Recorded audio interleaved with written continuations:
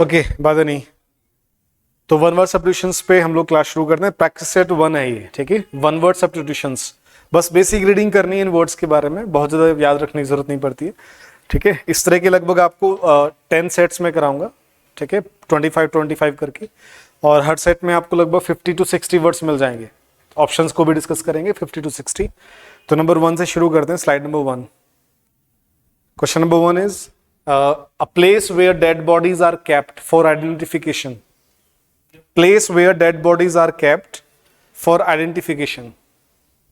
Place where dead bodies are kept for identification.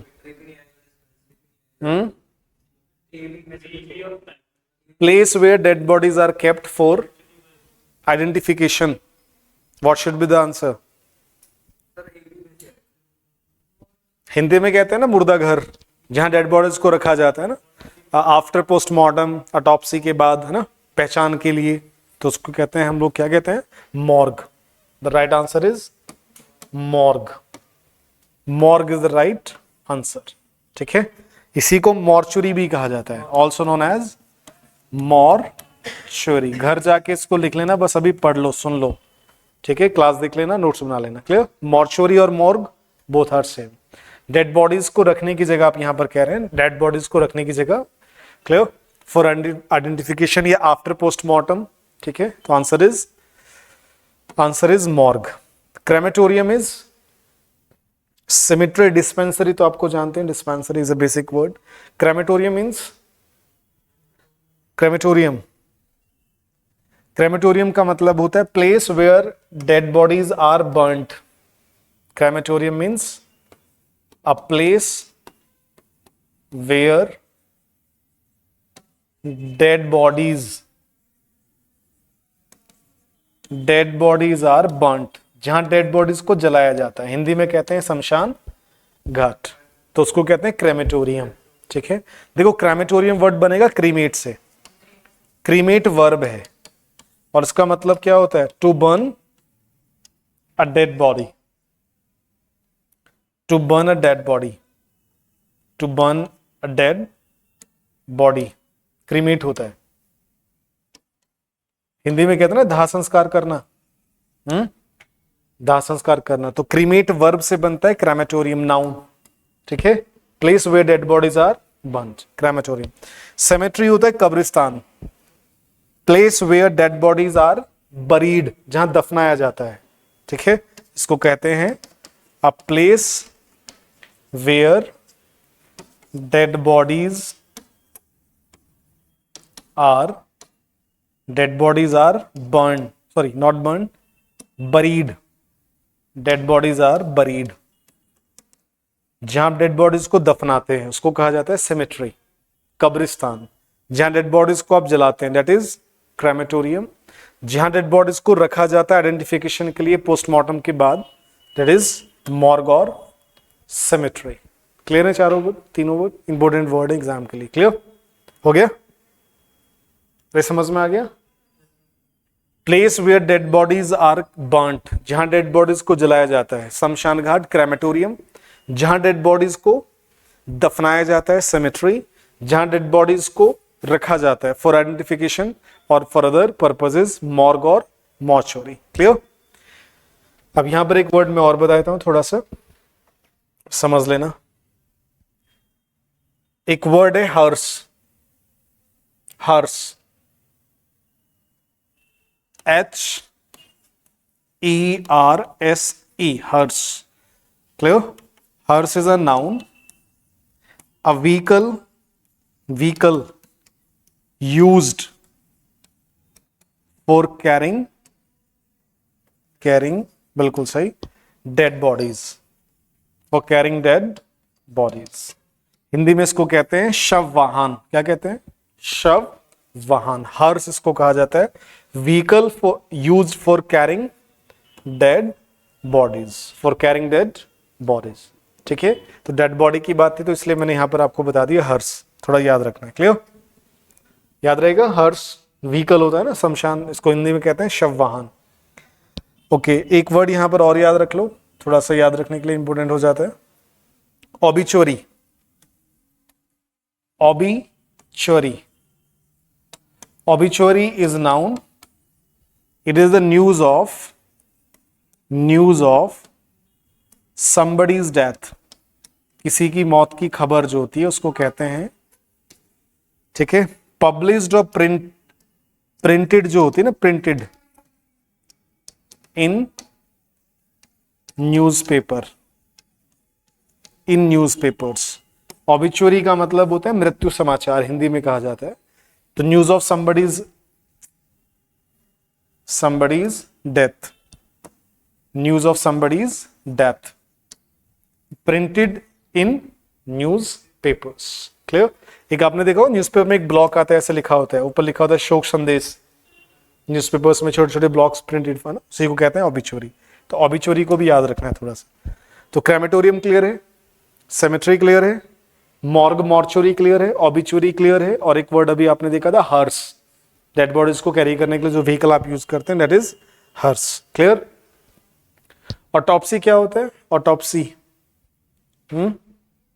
बोलो, autopsy क्या होता है? ऑटोप्सी ऑटोप्सी का मतलब medical examination of a dead body, यानी कि पोस्टमार्टम ही कहा जाता है। ऑटोप्सी का जो बेसिक वर्ड हम लोग यूज करते हैं दैट इज पोस्टमार्टम। क्या यूज करते हैं?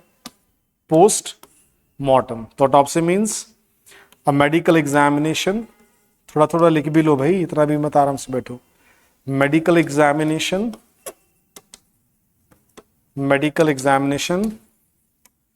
Of a dead body to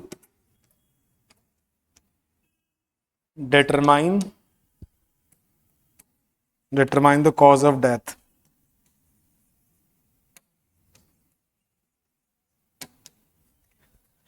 Autopsy is the postmortem, a medical examination of a dead body to determine the cause of death. Usually हम लोग postmortem term use करते हैं, है ना? हम सभी को पता होता है postmortem के बारे में।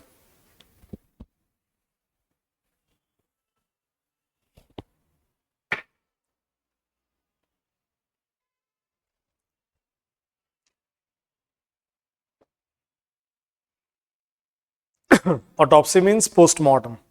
Postmortem. Medical examination of a dead body to determine the cause of death. तो ऑटोप्सी हम लोग जनरली यूज नहीं करते हैं, पोस्टमार्टम करते हैं। ऑटोप्सी रिपोर्ट होती है ना, पोस्टमार्टम रिपोर्ट। तो ऑटोप्सी थोड़ा याद रखना, नया वर्ड है। क्लियर। आगे बढ़े। ओके, देखो डेड बॉडी की यहां पर बात है, कुछ टर्म्स में बता देता हूं आपको एक्स्ट्रा, ताकि थोड़ा डिस्कशन के थ्रू चीजें ज्यादा हो जाए। क्या एक वर्ड है कार्कस, कौन सा टर्म है? कार्कस, इसको भी लिख लेंगे, नाउन है ये। कार्कस का मतलब होता है dead body of an animal, dead body of an animal, dead body of an animal, carcass, dead body of an animal.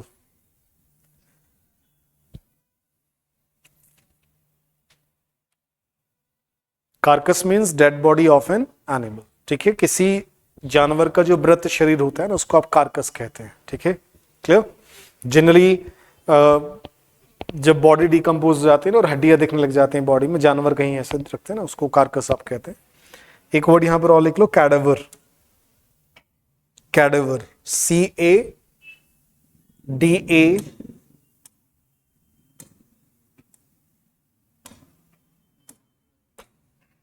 Cadaver, बात है नहीं। कैडेवर नाउन है ये, इसमें लिख लो dead body. Cadaver, VER, cadaver, CADAVER, dead body used by medical students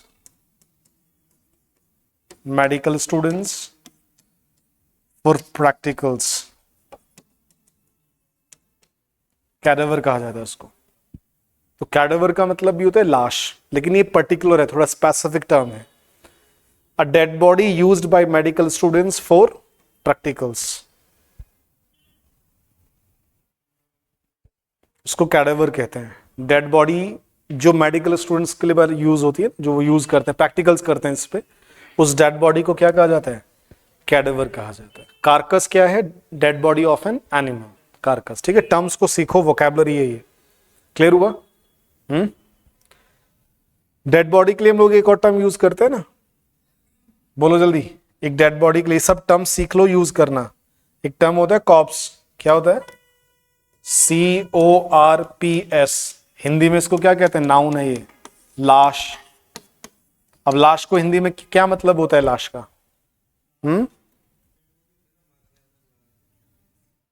cops.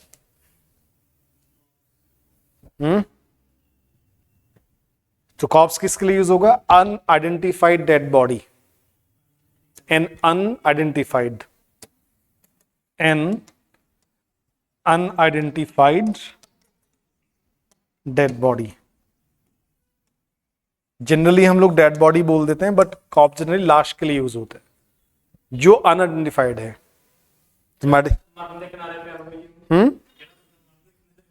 हाँ, उसी को आप कॉप्स कह सकते हैं।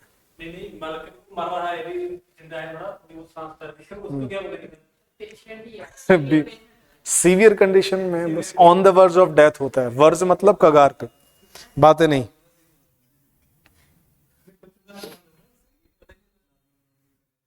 क्या कह रहा है? बातें नहीं। कॉप्स क्लियर है? कॉप्स मतलब अनआइडेंटिफाइड डेड बॉडी। टर्म सारे याद रखना, एक साथ मैंने बता दें यहां पर। ठीक है, जो भी डेथ के आसपास के, obituary, mortuary, crematorium, morgue, cemetery, hearse, vehicle use for carrying goods, याद रखना थोड़े टर्म्स। नेक्स्ट आगे बढ़ते हैं। देखो इसी तरह से क्या होगा, एक वन वर्ड, क्या कह रहे हैं? बढ़िया से यार इधर को, एक ही वन वर्ड के हेल्प से आप 7 to 5 तक जाएंगे। तो इस तरह से अगर आप 25 भी पढ़ लेंगे तो आराम से 100+ वन वर्ड्स हो जाते हैं। इसी तरह से चीजें धीरे धीरे याद हो जाएंगी। Next is the act of intentionally killing one self. Simple सा वर्ड है, act of killing intentionally one self. One self, खुद की बात कर रहा है ना, खुद को जानबूझकर खुद की हत्या करना। ठीक है, जानबूझकर। तो आंसर क्या हो जाएगा? सुसाइड। बिल्कुल सही, सुसाइड। द आंसर इज, बातें नहीं, सुसाइड। देखो बाकी भी टर्म्स क्या है, साइड वाले ही हैं, तो इसको भी लिख लो जरा, एग्जाम के लिए इंपॉर्टेंट है साइड वाले टर्म्स। साइड का मतलब क्या होता है? जहां भी आपको साइड होगा तो उससे रिलेट कर लेना डेथ, किलिंग या मर्डर। ठीक है, साइड का मतलब डेथ, किलिंग या मर्डर से रिलेट हो जाएगा। Like suicide, act of intentionally killing one self, murdering one self, खुद की हत्या करना सुसाइड हो जाता है। उसी तरह से होमिसाइड है, जेनिसाइड है, तो थोड़ा लिख लेते हैं वर्ड्स। देखो जरा, होमिसाइड का मतलब होता है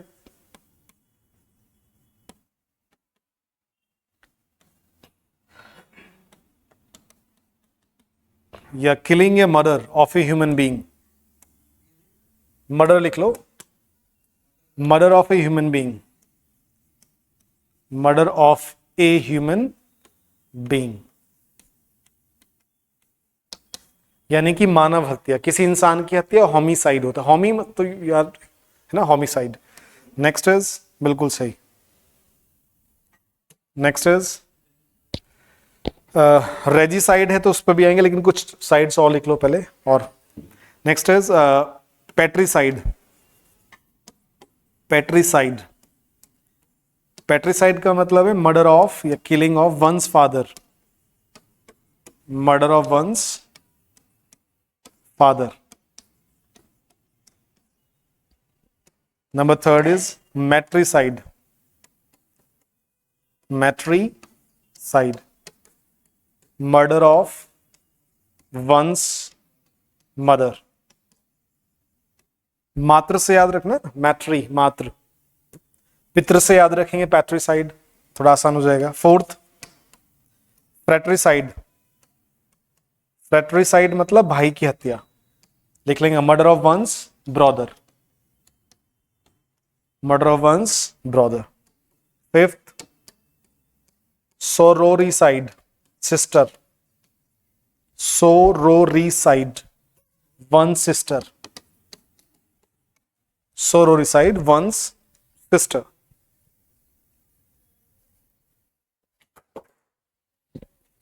और भी साइड्स आएंगी, अभी आगे भी पढ़ेंगे, बट इतना ही अभी थोड़ा सा याद कर लेंगे।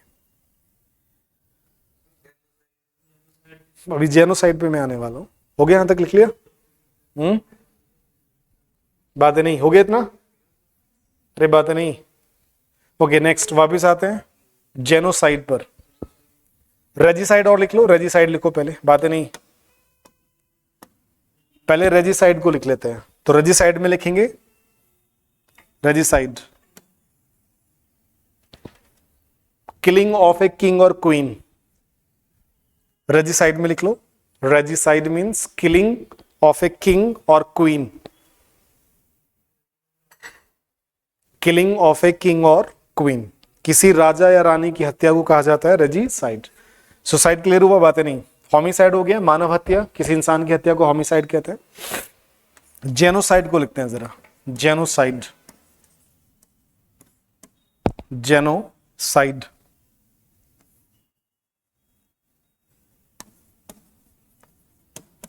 लिखो जरा। डेलिब्रेट, डेलिब्रेट मतलब जानबूझकर, deliberate killing, killings of a large number of people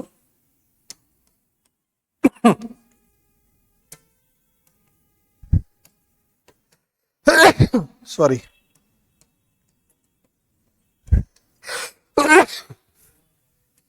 because of, बातें नहीं, because of their religion,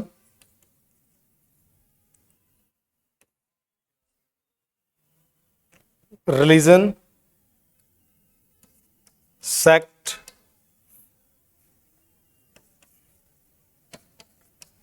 caste और रीजनैलिटी, नेशनैलिटी भी कह सकते हैं।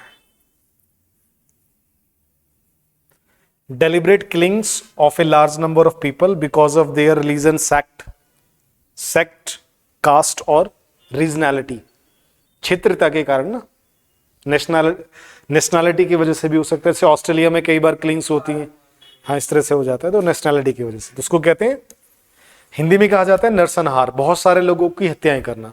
बट उसके पीछे कारण क्या होना चाहिए? उसका धर्म या कोई उनकी जाति या उनकी क्षेत्र थी। हाँ वैसे भी बिल्कुल, कम्युनिटी मतलब सेक्ट एक तरह से, है ना। धर्म, जाति, संप्रदाय के आधार पर, क्षेत्रता या राष्ट्रीयता के आधार पर बहुत सारे लोगों को हत्या है। तो यहाँ कारण क्या है? रिलीजन या कास्ट, सेक्ट। जैसे सिख दंगे हुए थे, सिख राइट 1984, ठीक है, इंदिरा गांधी के असेसिनेशन के बाद, ठीक है। बहुत सारे मुस्लिम इन्वेडर्स इंडिया में आए, ठीक है, उन्होंने हिंदूज को क्या किया? मारा या कन्वर्ट करने के लिए प्रेशराइज किया। तो वहां पे लिखा जाएगा Hindu genocide, Hindu genocide, Sikh genocide, ऐसे हम लोग टर्म यूज करते हैं। क्लियर? तो बड़ी संख्या में जब लोगों को मारा जाता है उनके जाति, धर्म के आधार पर, क्षेत्रता, राष्ट्रीयता के आधार पर, तो वहां पर हम लोग टर्म यूज करते हैं जेनोसाइड। ठीक है भाई, क्लियर? समझ आ गया? इसी का एक सिनोनिमस लिख लेना जरा, जेनोसाइड का एक सिनोनिमस है, बस नॉलेज के लिए लिख लो, पोग्राम। पोग्राम का मतलब भी होता है नरसंहार।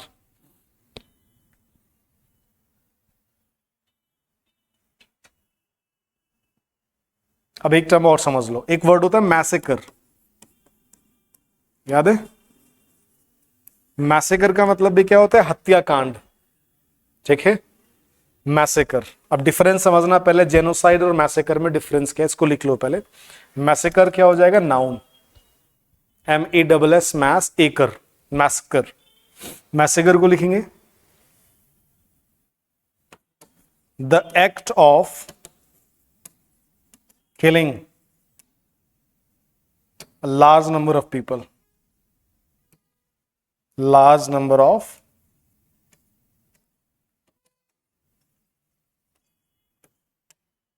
Massacre, the act of killing a large number of people, the act of killing a large number of people, ठीक है, मैसेकर, हत्याकांड, ठीक है। जैसे जलियांवाला बाग में आप क्या यूज करते हैं, जेनोसाइड यूज नहीं करते हैं, मैसेकर यूज करते हैं। क्यों? मैसेकर में कोई रिलीजन नहीं है, कोई कास्ट नहीं है, जो भी सामने आया सबको मार दिया, ठीक है, जो भी सामने आएगा उसको मार दिया, तो उसको मैसेकर कहा जाता है। और जहां पर्टिकुलर हो जाए, रिलीजन है, कास्ट है, इस तरह की चीजें हैं, तो वहां जेनोसाइड या पोग्राम टर्म यूज होगा। क्लियर है? यहां तक क्लियर हो गया भाई? चलो आगे बढ़ते हैं। तो साइड हमने काफी डिस्कस किए, और भी साइड्स हैं, उनको आगे डिस्कस करेंगे कभी, अभी बस इतना 5 to 8 साइड्स हमने डिस्कस कर लिया। Next is a speech delivered without any previous preparation, rehearsal. आपने कोई स्पीच डिलीवर किया, उसके लिए आपके पास टाइम नहीं था कि आप उसके लिए प्रिपेयर कर पाए खुद को, या उसके लिए प्रैक्टिस कर पाए। तो जब यहां पर विदाउट प्रेपरेशन रिहर्सल की बात आएगी तो याद रखना है एक्सटेम्पोर। क्या याद रखना है? एक्सटेम्पोर, ठीक है। स्कूल में भी होता है ना, एक्सटेम्पोर कॉम्पिटिशन होते हैं, जब आपको टॉपिक उसी समय दिया जाएगा और आपको उस पर बोलना है फिर, ठीक है। आपको प्रिपरेशन के लिए टाइम नहीं होता, रिहर्सल का टाइम नहीं होता है। तो speech delivered without any previous preparation, तो answer is extempore, extempore. Dialect को लिख लेंगे बोली, डायलेक्ट का मतलब होता है बोली। एक क्षेत्रीय भाषा क्या होती है? डायलेक्ट होती है, ठीक है। Dialogue means conversation between two people और पर्सन्स, डायलॉग, दो लोगों के बीच की जो वार्तालाप है उसको डायलॉग आप कहते हैं। Extempore means speech delivered without any previous preparation. Soliloquy मतलब, सोलोलॉकी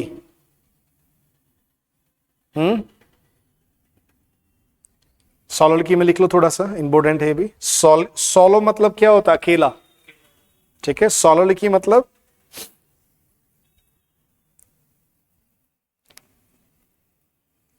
देखो, मोनोलॉग क्या है पहले समझ लो, चलो सारे टर्म्स में आप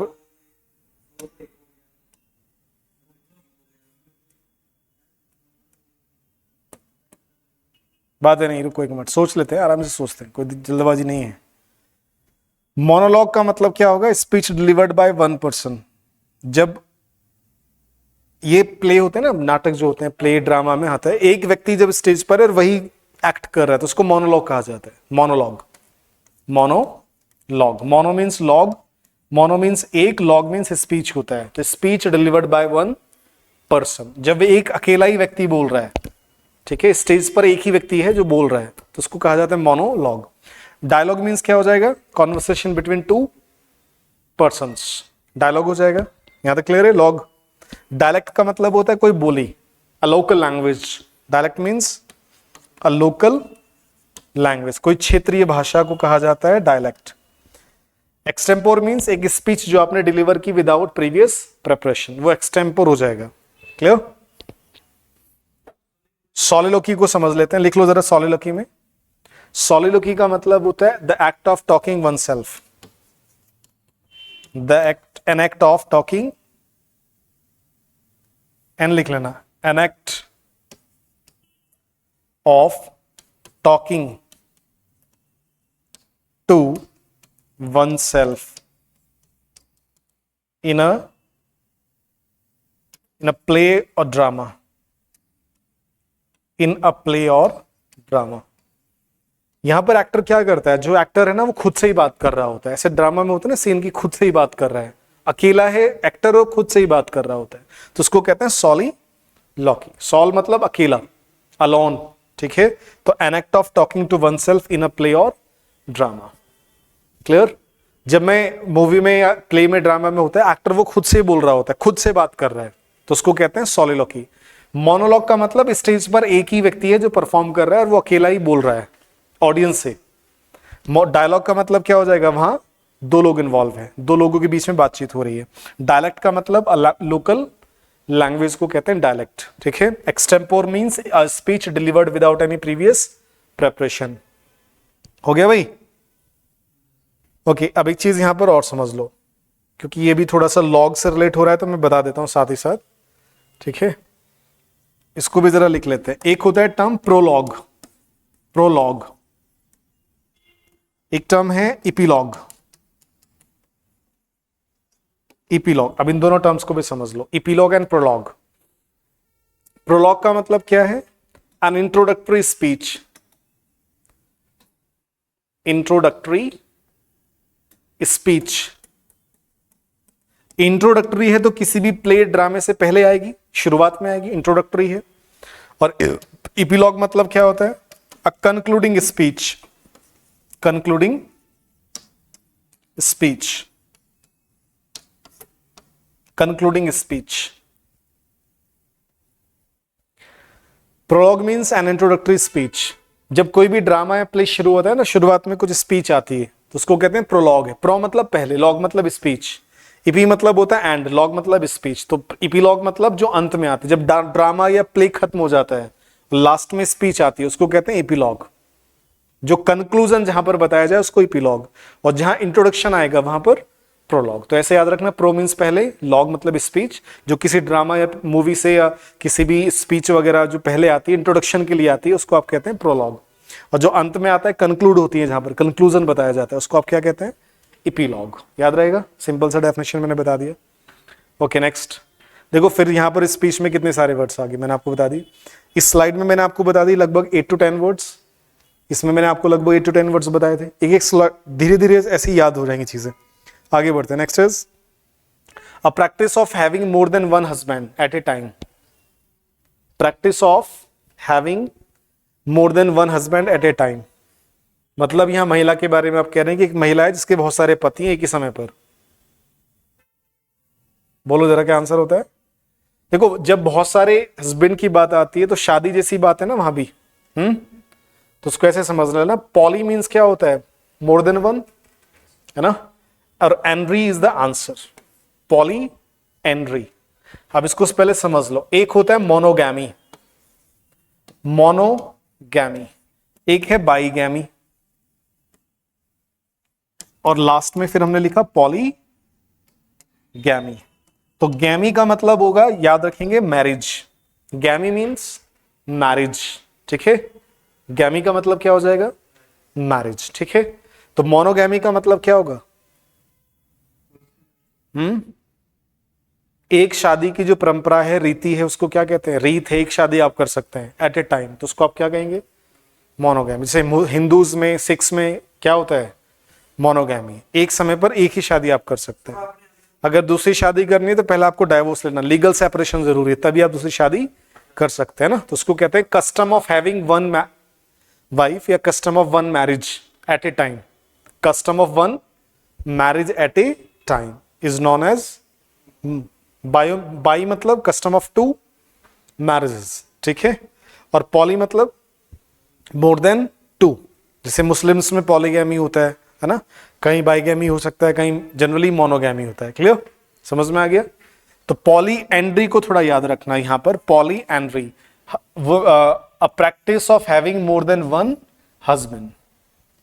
क्लियर? ये गैमी हो जाएगा वाइफ के मैरिज से रिलेटेड, और हस्बैंड की बात करेंगे तो एंड्री को थोड़ा ध्यान रखना है। पॉलीगैमी क्लियर हो गया, बाईगैमी क्लियर हो गया, है ना। Custom of two marriages at a time, custom of many marriage at a time. तो मोनोगैमी सिंपल सा टर्म है, याद रखना है। गैमी मीन्स मैरिज से, गैमी मीन्स मैरिज, ठीक है।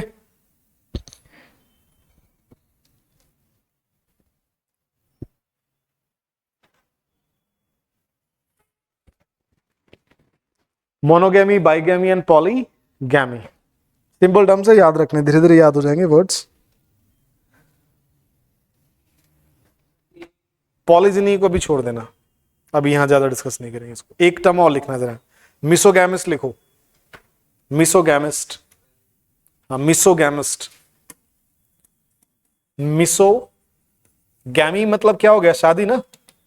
और जहां भी मिस लिखोगे आप, इसका मतलब है हेट, नफरत।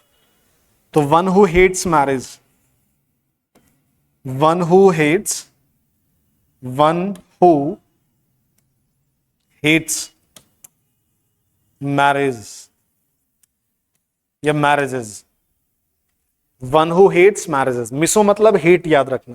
देखो, अगर मैं लिखता हूं फिलोगैमिस्ट, समझना पहले, फिलोगैमिस्ट, तो गैमी मतलब मैरिज, और फ्लो जहां भी होगा वहां पर लव या इंजॉय की बात करेंगे आप। और जहां मिस लिखेंगे वहां हेट की बात करेंगे। तो फिलोगैमिस्ट कौन हो जाएगा? वन हु लव्स और इंजॉयज, लव और इंजॉयज मैरिज।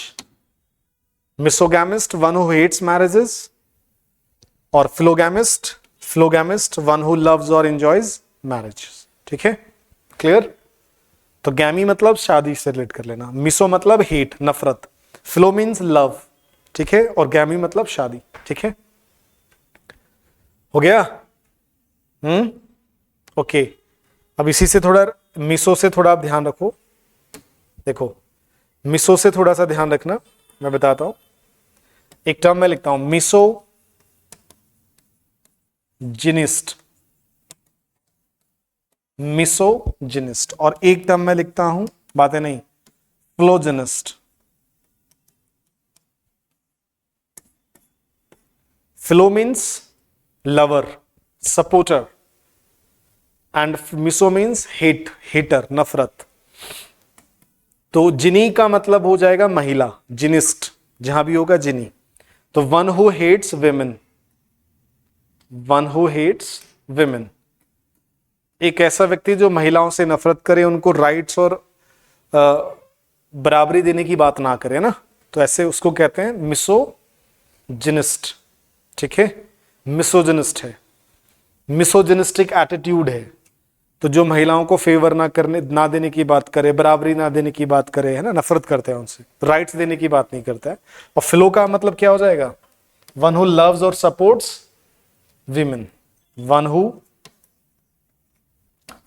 लव्स और फेवर्स मतलब एक तरह से सपोर्ट करे उन्हें, महिलाओं को, वन हु लव्स और सपोर्ट्स विमेन। ठीक है, देखो एक चीज अब समझना, क्लियर हो गया यहां तक?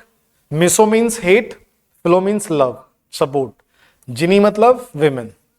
क्लियर? अब देखो ध्यान से यहां पर एक छोटी सी बात अगर मैं लिखता हूं मिसोजिनिस्टिक सोसाइटी,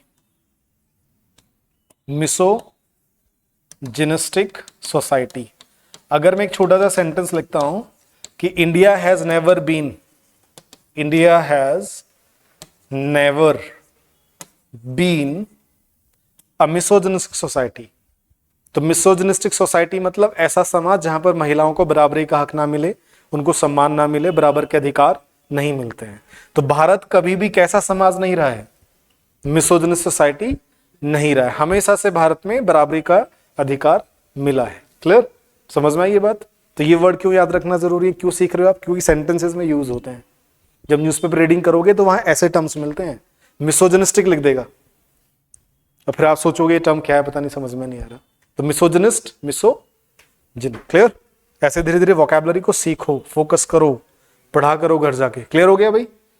ठीक है, देखो पॉलीएंड्री का example, practice of having more than one husband. एक थोड़ा सा अगर रेफरेंस में दूं पॉलीएंड्री का, तो महाभारत में द्रौपदी वाला एग्जाम्पल थोड़ा सा रिलेट हो जाएगा, पॉलीएंड्री वाला कस्टम है वो, है ना। चलो नेक्स्ट इज, रिलेट करके बताया मैंने। Question number 5, a disease which attacks many people in a particular area in one time. इतना आसान होता तो मैं लिखता है इसको। पैंडेमिक का मतलब होता है महामारी, ऐसी बीमारी जो पूरे विश्व में फैल जाती है। ठीक है, उसको पैंडेमिक कहते हैं। यहां तो कह रहा है पर्टिकुलर एरिया। अब 3 टर्म है, देखो पैंडेमिक मतलब तो हो जाएगा जो पूरे, पैंडेमिक का मतलब हो जाएगा ऐसी कोई बीमारी जो पूरी विश्व में फैल जाती है, उसको पैंडेमिक कहते हैं, महामारी हो गया। फिर है एंडेमिक और एपिडेमिक, एंडेमिक और एपिडेमिक। देखो एंडेमिक तो भी आपने पढ़ा ही था ना, क्षेत्रीय, लोकलाइज्ड, एंडेमिक। तो ऐसी कोई बीमारी जो किसी पर्टिकुलर रीजन में ही रहती है बस। ठीक है, किसी पर्टिकुलर एरिया में ही वो बीमारी आपको मिलेगी, उसके बाहर वो बीमारी कहीं नहीं है। तो ऐसे डिसीज को आप क्या कहते हैं? एंडेमिक डिसीज है। क्लियर?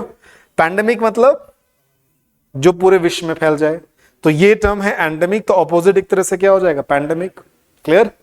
एपिडेमिक मींस एक डिसीज जो अटैक करेगी बहुत सारे लोगों को in a particular area in one time, तो उसको कहते हैं एपिडेमिक।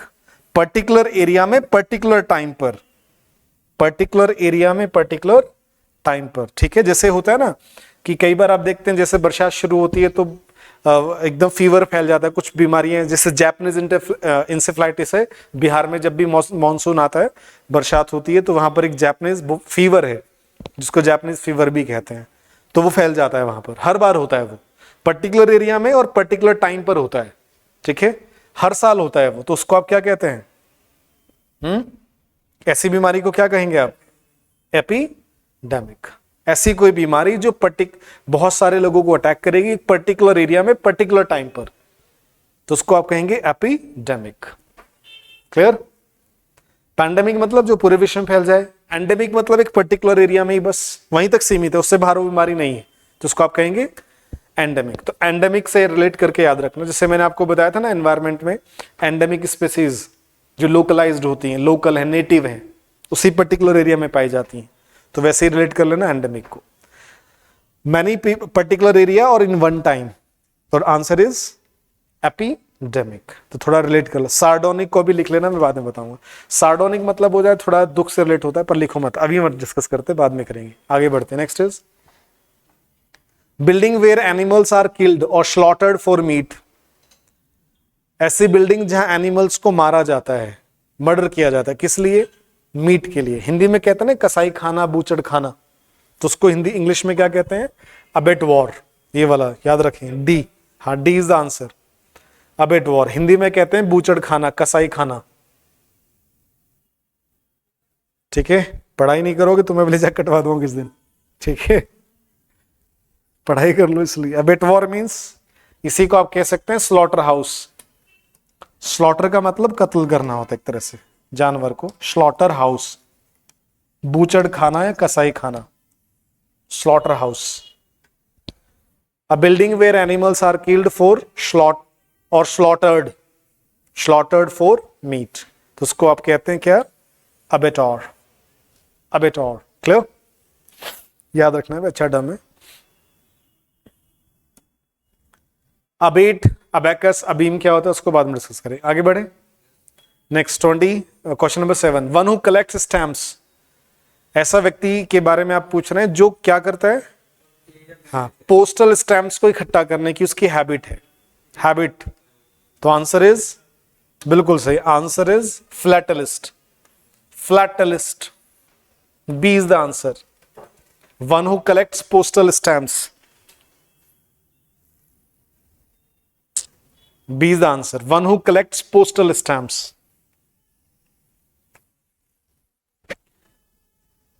न्यूमिस्मैटिस्ट में लिख लेंगे, numismatist. One who collects coins, tokens. One who collects coins, बस इतना याद रखो। अभी हो गया? दोनों को याद रखना, इंपॉर्टेंट टर्म है। फ्लैटलिस्ट मतलब जो पोस्टल स्टैम्प्स को कलेक्ट करता है, हॉबी होती है कुछ लोगों की ना, तो उसको कहते हैं फ्लैटलिस्ट है। Somebody is a philatelist. और न्यूमिस्मैटिस्ट कौन होगा? वन हु कलेक्ट्स कॉइन्स, ठीक है। आगे बढ़ते हैं। अभी इतना जल्दी जल्दी पूरा कर लो एक बार शीट को, सारे वर्ड्स एक बार डिस्कस कर लो। 7 के बाद आते हैं 8 पर। An instrument to measure atmospheric pressure, ये तो आप जानते ही हैं, बैरोमीटर। एस्ट्रोनॉमिक प्रेशर के लिए क्या यूज करेंगे? बैरोमीटर। हाइग्रोमीटर अभी बताया था ना, humidity, to measure humidity. Clear? Thermometer temperature के लिए। मैनोमीटर नहीं पता होगा, कोई बात नहीं, कल डिस्कस करेंगे। यहां तक क्लियर है शेड? ये तीनों क्लियर हो गए। One who does not take any alcoholic drinks, जो किसी भी तरह के अल्कोहलिक ड्रिंक्स नहीं पीता है, तो उसको टीटोटलर कहते हैं। I am a teetotaler, somebody is a teetotaler, जो शराब वगैरह नहीं पीता है बिल्कुल भी, तो समबडी, तो आंसर लिखेंगे टीटोटलर, ठीक है। तो 9th का आंसर क्या हो जाएगा? क्या हो जाएगा? अभी बता दूंगा, सब डिस्कस करोगे, एक भी वर्ड नहीं छोड़ना है इसमें। One who does not take any alcoholic drinks. One who totally abstains, जो परहेज करता है, एब्सटेन करे अल्कोहलिक ड्रिंक से, टीटोटलर। जो परहेज करता है, ठीक है, उसको आप कहते हैं टीटोटलर। अमिताभ बच्चन ने बोला इंटरव्यू में, आई एम ए टीटोटलर, मैं पार्टीज में जाता हूं but I don't drink, I am a teetotaler. ठीक है, तो जो शराब नहीं पीता इस तरह की चीजें, तो उसको टीटोलर कहते हैं। क्लियर? ओके, फैटलिस्ट को थोड़ा रिलेट कर लेना, समझना एग्जाम के लिए। One who believes in fate. Fate मतलब होता है भाग्य और लक। जो भाग्य में विश्वास करे वो फैटलिस्ट है, हिंदी में कहते हैं भाग्यवादी। One who believes in fate और लक, भाग्यवादी फैटलिस्ट है। फेट है, fate fate fate means luck, भाग्य। फैटलिस्ट बनता है, फेट से बनता है फैटलिस्ट। अच्छा, फैटल को लेकर कंफ्यूज मत होना, फैटल एडजेक्टिव है इंग्लिश में अलग।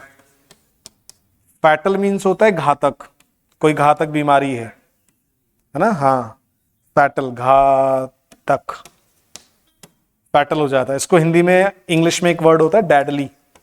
क्या बोल सकते हैं? डेडली ना। हाँ, फैटल मतलब जानलेवा भी होता है, फैटल डिसीज है, जानलेवा, घातक, जानलेवा भी कह सकते हैं आप इसको, जानलेवा, घातक या जानलेवा, डेडली। तो फैटल को फैटलिस्ट से कंफ्यूज मत करना। फैटल एडजेक्टिव है जिसका मतलब होता है डेडली, ठीक है। एंडिंग इन डेथ, जानलेवा मतलब एंडिंग इन डेथ, जो मौत के साथ ही खत्म होगी, उससे पहले खत्म नहीं होगी। क्लियर? तो फैटल डिसीज मतलब कोई जानलेवा बीमारी होती है ना। तो फैटलिस्ट को कई बार हम लोग किससे कंफ्यूज करते हैं? फैटलिस्ट से। तो फैटलिस्ट होगा फेट के साथ रिलेट, फैटल अलग वर्ड एडजेक्टिव है, तो दोनों को रिलेट कर लेना। आवाज आ रही है? ठीक है, हो गया भाई। चलो नेक्स्ट वर्ड, नेक्स्ट वर्ड पर आते हैं। टीटोटल क्लियर है? एस्थेटिक क्या, इसको डिस्कस करेंगे अभी कल। Next word, something that can be carried easily, जिसको आप अपने साथ इजीली कैरी कर सकते हैं। पोर्टेबल, क्या आंसर हो जाएगा? पोर्टेबल, जैसे मोबाइल, लैपटॉप, ये पोर्टेबल डिवाइसेस हैं, ठीक है। पोर्टेबल मतलब होता है ड्रिंकेबल, लिख लो इसको। Portable, portable means drinkable. See, portable, portable means drinkable, जिसको पिया जा सकता है। Fit to be drunk, drinkable, पीने योग्य, पीने लायक, पोर्टेबल। पोर्टेबल वाटर लिखा होता है ना कहीं, ड्रिंकिंग वाटर लिख देते हैं, पोर्टेबल वाटर भी आपको कई बार लिखा मिलेगा। तो portable means fit to be drunk, जिसको पिया जा सकता है, पीने लायक है, पोर्टेबल। कंफ्यूज मत करना, portable portable. Portable means that can be carried, जिसको आप अपने साथ कैरी कर सकते हैं। पोर्टेबल मींस जिसको पिया जा सकता है, पीने लायक है। एडेबल मतलब खाने लायक। रिलेटेबल मतलब इसको रिलेट कर सकते हैं आप। तो ये सिंपल वर्ड्स हो गए। Question number 11, something that can not be red, जिसको पढ़ा ना जा सके। देखो, लेजिबल मतलब होता है जिसको पढ़ा जा सकता है। लेजिबल राइटिंग, आपकी जो हैंड राइटिंग है वो कैसी होनी चाहिए? लेजिबल होनी चाहिए। तो लेजिबल मतलब पढ़ने योग्य, पढ़ने लायक। और इलेजिबल मतलब कैन नॉट बी रेड। तो लेजिबल, इलेजिबल, लेजिबल, इलेजिबल। तो लेजिबल मतलब date can B red, hand writing date can B red, जिसको पढ़ा जा सके वो लेजिबल, और जिसको पढ़ा ना जा सके वो इलेजिबल।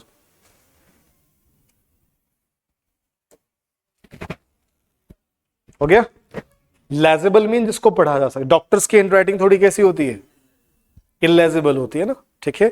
सुप्रीम कोर्ट ने फिर बोला डॉक्टर से कि जी ऐसे मत करो, आप साफ लिखा करो, प्लीज राइट लेजिबली, साफ साफ लिखा करो। पेशेंट को पता होना चाहिए कि आपने लिखा गया कौन से मेडिसिन या क्या लिखा हुआ है, ये पेशेंट का राइट है।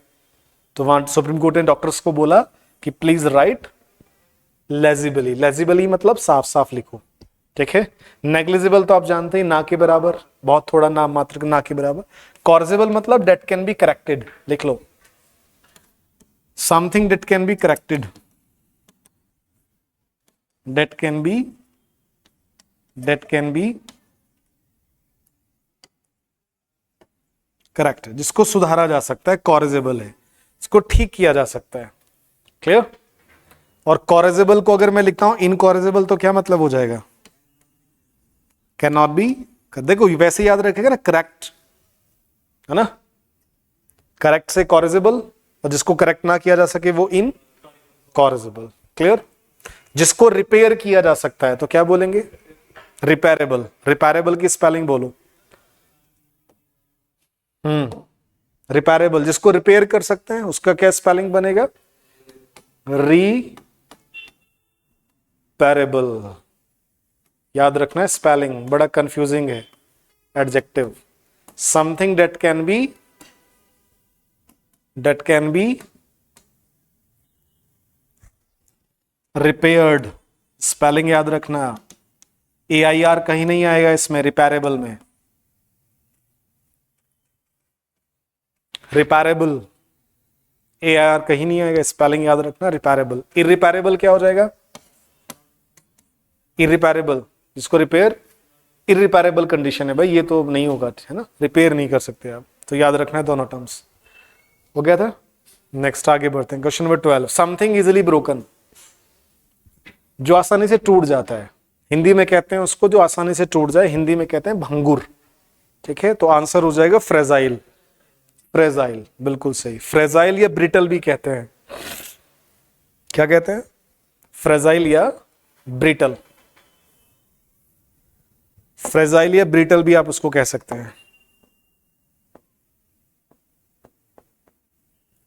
फ्रेजाइल या ब्रिटल भी आप कह सकते हैं, ब्रिटल। बॉन्स ब्रिटल हो जाते हैं ना, अगर आप अच्छी डाइट नहीं लोगे उम्र के साथ, धीरे धीरे बॉन्स क्या हो जाते हैं? फ्रेजाइल हो जाते हैं, कमजोर, मतलब एक तरह से टूट जाते हैं जल्दी। फ्रेजाइल या ब्रिटल। हेयर भी क्या हो जाते हैं? बाल ब्रिटल, टूटते हैं जल्दी, बीच में से टूट जाता है ना, तो फ्रेजाइल या ब्रिटल। क्लियर? अभी फ्लोरोसिस पढ़ा था ना आपने, फ्लोरोसिस हो जाती है तो दांत कमजोर हो जाते हैं मेनली उसमें, और टूट जाते हैं आसानी से ना, तो उसको कहते हैं ब्रिटल। फ्यूटाइल का मतलब क्या होता है? यूजलेस। हाँ, यूजलेस, व्यर्थ या बेकार कहते हैं इसको। फ्यूटाइल को लिख लो साइड में, of no use. Futile, something is futile, useless. Futile होता है यूजलेस, व्यर्थ या बेकार। यूजलेस या वेन। वेन का मतलब भी होता है बेकार। उसने कोशिश की थी बट उसके एफर्ट्स व्यर्थ चले गए, तो व्यर्थ जाना देखो ईडियम इंग्लिश में go in vain. To go in vain, ये ईडियम है। टू गो इन वेन मतलब व्यर्थ हो जाना, बेकार चले जाना। ठीक है, जैसे कहते हैं ना, कहा मेहनत कभी व्यर्थ नहीं जाती है, तो hard work never goes in when. Sentence कैसे बनेगा? Hard work never goes in when. Go in vain मतलब व्यर्थ हो जाना, बेकार जाना। फर्टाइल तो आप जानते ही हैं, उपजाऊ, है ना। और डॉसाइल मतलब किसी व्यक्ति को आप कहते हैं ना डॉसाइल पर्सन, डॉसाइल चाइल्ड है, जिसको आप अपने हिसाब से मैनेज कर लेंगे, मानता है बात, आप उसको समझाओगे मान जाता है, तो ऐसे बच्चे को क्या कहते हैं? डॉसाइल। तो डॉसाइल को लिख लो जरा, एडजेक्टिव है ये। Easily manageable. हाँ, किसी भी व्यक्ति को आप कह सकते हैं डॉसाइल है। किसी एनिमल को भी कहते हैं, डॉग को भी डॉसाइल कह सकते हैं। इजीली मैनेजेबल और कंट्रोलेबल। कंट्रोलेबल, जिसको आप आसानी से कंट्रोल कर सकते हैं, ठीक है, मैनेज कर सकते हैं अपने हिसाब से, तो ऐसे व्यक्ति को कहते हैं आप डॉसाइल चाइल्ड है। एनिमल भी डॉसाइल हो सकता है ना। जैसे गाय होती है ना, गाय के बारे में कहते हैं कि जो काउज हैं वो जनरली क्या होती हैं? डॉसाइल होती है, थोड़ी सीधी सी होती है ना, आप उनसे आराम से होता है। तो फ्रेजाइल हो जाएगा जो टूट जाए, फ्यूटाइल मतलब व्यर्थ बेकार, फर्टाइल मतलब उपजाऊ। अच्छा, इसमें एक वर्ड और लिख लो, फीकंड, याद रखना। फीकंड का मतलब होता है हाईली फर्टाइल। हाईली फर्टाइल, जैसे पंजाब और हरियाणा की जमीन कैसी है? फीकंड है। फीकंड लैंड मतलब हाईली फर्टाइल, बहुत ही उपजाऊ है। फीकंड का मतलब होता है हाईली फर्टाइल, बहुत ही उपजाऊ, फीकंड। वेन हो जाएगा व्यर्थ बेकार, useless, futile, go in when. Fragile मतलब ब्रिटल, जो आसानी से टूट जाता है, जल्दी क्रैक हो जाए, टूट जाए। और डॉसाइल मतलब somebody इजिली मैनेजेबल और कंट्रोलेबल। एनिमल और ह्यूमन बीइंग किसी के लिए भी आप यूज कर सकते हैं docile. Next is number 13, capable of being pulled और स्ट्रेच्ड इनटू थिन वायर। कोई भी चीज, जनरली मेटल, कोई मेटल, ये मेटल की प्रॉपर्टी होती है ना, डक्टिलिटी। कोई मेटल है जिसको आप बहुत थिन तार में क्या कर, बहुत थिन वायर में कन्वर्ट कर सकते हैं, टूटती नहीं है।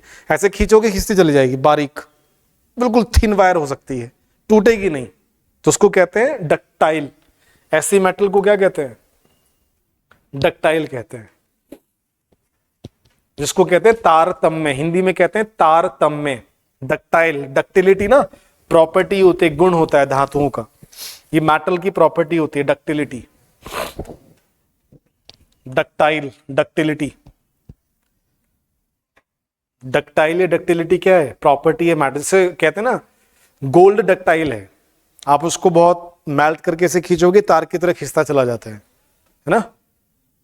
कभी कभी च्युइंगम नहीं खाते हैं, ऐसे खींचते थे, ऐसे खिंच जाती थी बहुत लंबी लंबी, है ना। तो इसको कहते हैं डक्टिलिटी होना, एक तरह से वही डक्टिलिटी डक्टाइल है। तो कैपेबल ऑफ बीइंग पुल्ड और स्ट्रेच्ड इनटू थिन वायर। तो डक्टाइल, तो कुछ मेटल्स डक्टाइल होते हैं, कुछ डक्टाइल नहीं होती है, ठीक है। देखो वैसे ही होता है मेलायबल। मेलायबल का मतलब होता है जिसको आप थिन लेयर में, परत में कन्वर्ट हो जाती है, बहुत पतली हो जाती है, आप उसको चोट मार मार के बहुत पतली, बहुत थिन, जैसे आपने सिल्वर देखा ना, चांदी, मिठाई पे स्वीट्स पे नहीं लगाते हैं, इसको कहते हैं बहुत थिन लेयर ऑफ सिल्वर।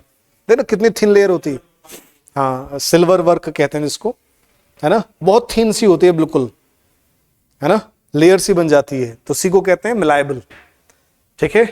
तो जिसको थिन लेयर में कन्वर्ट किया जा सकता है मलायबल है। कुछ ये मेटल की प्रॉपर्टीज होती है। तो कुछ मेटल्स क्या होती हैं? डक्टाइल्स होती हैं, सम मेटल्स आर मलायबल, जिसको थिन लेयर में कन्वर्ट किया जा सके। तो capable of being hammered into a thin layer. लिख लोगे या लिखूं? मलायबल में लिख लो, कैपेबल ऑफ बीइंग, पुल्ड के बजाय यहां पर लिख देंगे हैमर्ड, जिसको पीट पीट कर क्या किया जा सके। Capable of being hammered, hammered into a thin layer. परत जिसकी बहुत पन्नी जैसी परत आप बना सकते हैं, तो उसको कब कहते हैं क्या? मलायबल है, मलायबल हो गया। तो डक्टाइल और मलायबल दोनों याद रखना, मेटल्स के लिए यूज होता है। ब्रिटल तो अभी आपने पढ़ाई है, जो आसानी से टूट जाए, ब्रिटल, फ्रेजाइल। स्टडी मतलब होता है मजबूत, स्टडी में बस ऐसे लिख लो, स्टडी मींस मजबूत। स्टडी, वेरी स्ट्रॉन्ग कह सकते हैं आप इसको, स्टडी। स्टडी मींस होता है वेरी स्ट्रॉन्ग। और एक और वर्ड याद रख लो, रॉबस्ट। रॉबस्ट स्टडी है, वेरी स्ट्रॉन्ग और रॉबस्ट। आगे बढ़े, 13 से आगे बढ़ते हैं। 14th, a person who travels on foot, जो पैदल चलता है। पेडेस्ट्रियन, पैदल चलने वाला, पदयात्री, ठीक है, पेडेस्ट्रियन। पेडेस्ट्रियन, पेडेस्ट्रियन मतलब पदयात्री। पिलग्रिम कौन होता है? तीर्थयात्री। One who travels to a sacred place. Pilgrim में भी लिख लो, जो तीर्थ की यात्रा करता है। One who travels to a sacred place. Sacred मतलब पवित्र, होली प्लेस।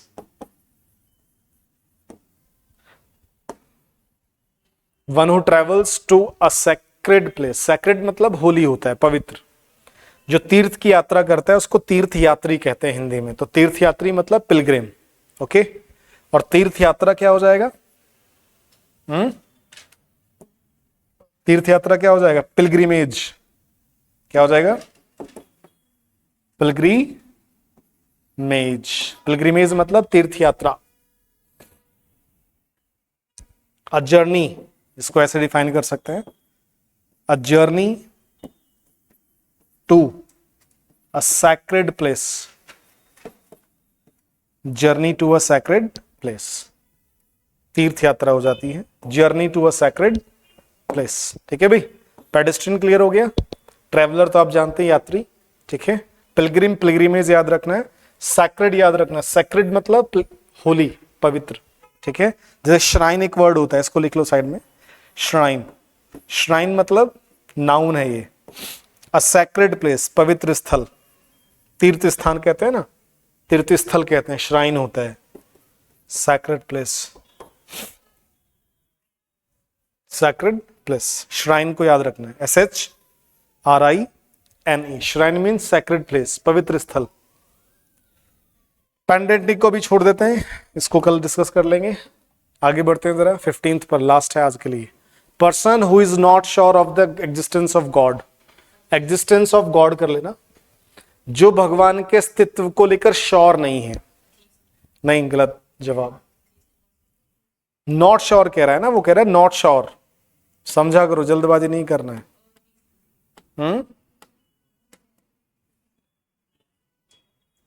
जो श्योर नहीं है, जिसको जो पता नहीं, कुछ कहता ही नहीं, भगवान है नहीं है मुझे नहीं पता, ठीक है, ना तो ये कहता है नहीं है और ना ही ये कहता है, ठीक है। तो थीस्ट कौन है? One who believes in the existence of God, जो भगवान में विश्वास करता है कि भगवान है, तो उसको आप कहते हैं थीस्ट है। अथीस्ट वो है जो कहता है भगवान है ही नहीं, one who does not believe in the existence of God, clearly believes there is no God, जो कहता है कि भगवान है ही नहीं, तो वो कौन है? अथिस्ट। क्लियर? जो कहता है भगवान है वो कौन है? थिस्ट। तो जो ये कहता है ना कि I am not sure about God, है ही नहीं है, पता नहीं, मुझे नहीं पता, भगवान है नहीं, तो उसको आप कहते हैं एग्नोस्टिक। क्या कहते हैं? एग्नोस्टिक पर्सन, एग्नोस्टिक है, जो भगवान के अस्तित्व को लेकर निश्चित नहीं है, जो ना तो ये कहता है भगवान है और जो ना ही कहेगा भगवान नहीं, ठीक है, तो उसको आप क्या कहते हैं? एग्नोस्टिक। ठीक है, क्लियर? चलो रेस्ट ऑफ हम लोग कल डिस्कस करेंगे।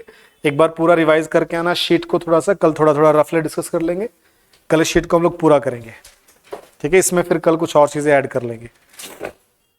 इस शीट में लगभग हम लोग 101 वर्ड्स पढ़ेंगे, 100 with the help of these 25 की मदद से 101 वर्ड्स में आपको पढ़ा दूंगा, ठीक है। चलो, थैंक यू वेरी मच।